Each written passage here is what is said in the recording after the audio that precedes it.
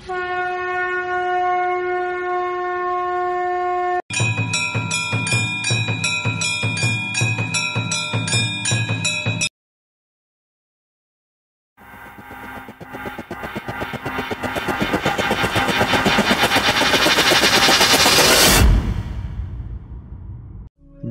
श्री कृष्णा।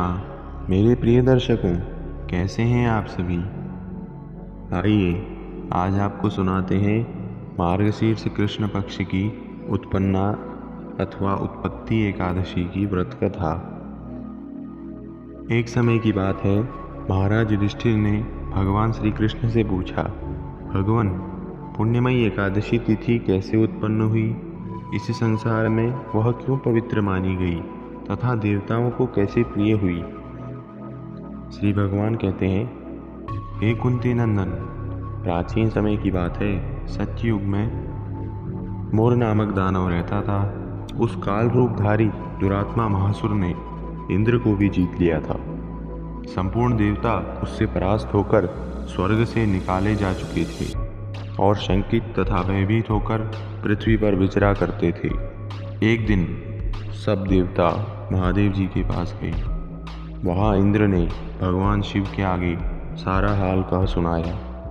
इंद्र बोले, महेश्वर, ये देवता स्वर्गलोक से निकाले जाने के बाद पृथ्वी पर विचर रहे हैं। देव, कोई उपाय बतलाइए, यह देवता किसका सहारा लें?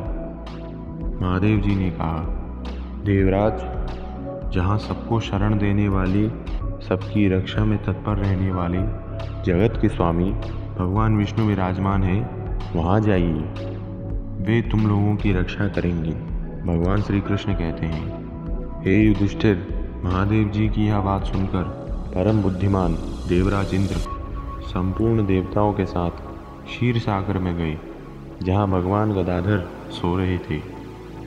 इंद्र ने हाथ जोड़कर उनकी स्तुति की।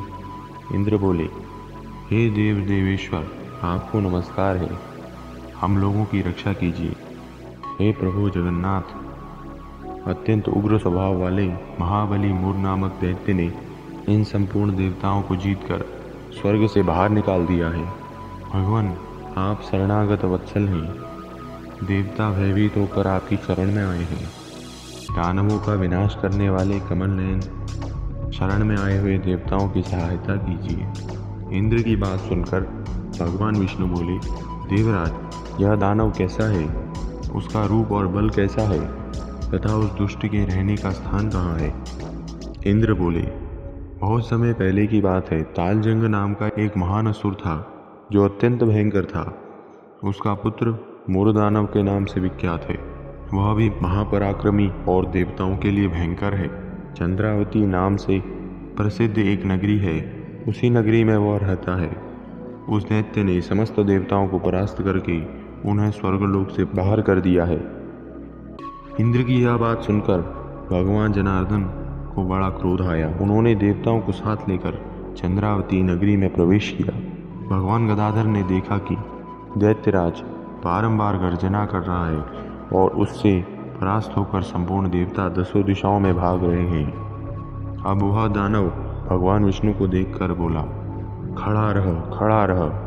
उसकी यह ललकार सुनकर भगवान के नेत्र क्रोध से लाल हो गए। वे बोले, अरे दुराचारी दानव, मेरी इन भुजाओं को देख। यह कहकर श्री विष्णु ने अपने दिव्य बाणों से सामने आए हुए दुष्ट दानवों को मारना आरंभ कर दिया। दानव भयभीत हो उठे। तत्पश्चात श्री विष्णु ने दैत्य सेना पर चक्र का प्रहार किया। उससे छिन्न भिन्न होकर सैकड़ों असुर मौत के मुख में चले गए। इसके बाद भगवान मधुसूदन बद्रिका आश्रम को चले गए। वहाँ सिंगावती नाम की गुफा थी जो 12 योजन लंबी थी। उस गुफा में एक ही दरवाजा था। भगवान विष्णु उसी में सो गए। वह दानव मोर भगवान को मारने की इच्छा से उनके पीछे पीछे तो लगा ही था, अतः उसने भी उसी गुफा में प्रवेश किया। वहाँ भगवान को सोते देख उसको बड़ा हर्ष हुआ। उसने सोचा, यह दानवों को भय देने वाले देवता हैं, अतः निसंदेह मैं इनको मार डालूंगा। हे युधिष्ठिर, दानव के इस प्रकार विचार करते ही भगवान विष्णु के शरीर से एक कन्या प्रकट हुई जो बड़ी ही रूपवती सौभाग्यशालिनी तथा दिव्य अस्त्र शस्त्रों से सुसज्जित थी। वह भगवान के तेज के अंश से उत्पन्न हुई थी। उसका बल और पराक्रम महान था। युधिष्ठिर, दानवराज मुर ने उस कन्या को देखा। वह दिव्य कन्या मुर असुर के साथ युद्ध करने लगी। वह दिव्य कन्या सभी प्रकार की युद्ध कलाओं में निपुण थी। वह मुर नामक महान असुर उसके हुंकार मात्र से राख का ढेर हो गया। दानों के मारे जाने पर भगवान जाग उठे। उन्होंने दानव को धरती पर इस प्रकार निष्प्राण पड़ा देखकर कन्या से पूछा, मेरा यह शत्रु अत्यंत उग्र और भयंकर था, किसने इसका वध किया है? कन्या बोली, हे स्वामी, आपके ही आशीर्वाद से मैंने इस महादैत्य का वध किया है। भगवान ने कहा, हे कल्याणी, तुम्हारे इस कर्म से तीनों लोगों के मुनि और देवता आनंदित हुए हैं। अतः तुम्हारे मन में जैसी इच्छा हो उसके अनुसार मुझसे कोई वर मांग लो। देव दुर्लभ होने पर भी वह वर मैं तुम्हें दूंगा, इसमें तनिक भी संदेह नहीं है। वह कन्या साक्षात एकादशी ही थी। उसने कहा, प्रभु, यदि आप प्रसन्न हैं तो मैं आपकी कृपा से समस्त विघ्नों का नाश करने वाली तथा सब प्रकार की सिद्धि देने वाली देवी हूँ। जनार्दन, जो लोग आप में भक्ति रखते हुए मेरे दिन को उपवास करेंगे उन्हें सब प्रकार की सिद्धि प्राप्त होगी। जो लोग उपवास करके मेरे व्रत का पालन करेंगे उन्हें आप धर्म अर्थ काम मोक्ष सभी प्रदान कीजिए। श्री विष्णु बोले, कल्याणी, तुम जो कुछ कहती हो वह सब पूर्ण होगा। आगे भगवान श्री कृष्ण कहते हैं, हे युधिष्ठिर, ऐसा वर पाकर महाव्रता एकादशी बहुत प्रसन्न हुई। दोनों पक्ष की एकादशी समान रूप से कल्याण करने वाली है। इसमें शुक्ल और कृष्ण का भेद नहीं करना चाहिए।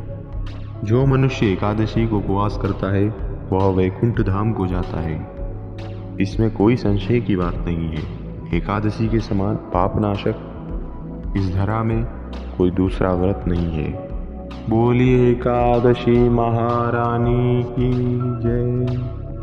तो प्रिय दर्शकों, आज आपने सुनी मार्गशीर्ष कृष्ण पक्ष की उत्पन्ना अथवा उत्पत्ति एकादशी की व्रत कथा। यह व्रत कथा सुनने के लिए आप सभी का धन्यवाद। यदि आपको यह अच्छी लगी हो तो कृपया इस वीडियो को लाइक कीजिए और अपने दोस्तों के साथ भी अधिक से अधिक शेयर कीजिए, क्योंकि ज्ञान बांटने से ही बढ़ता है। यदि आप हमारे चैनल पर नए हैं तो इसे सब्सक्राइब कर दीजिए, क्योंकि हम आपके लिए ऐसी ही वीडियोस बनाते रहते हैं। और साथ ही बेल आइकन को भी दबा दीजिए। आज के लिए इतना ही। मिलेंगे आपसे नई वीडियो में। तब तक के लिए जय श्री कृष्ण।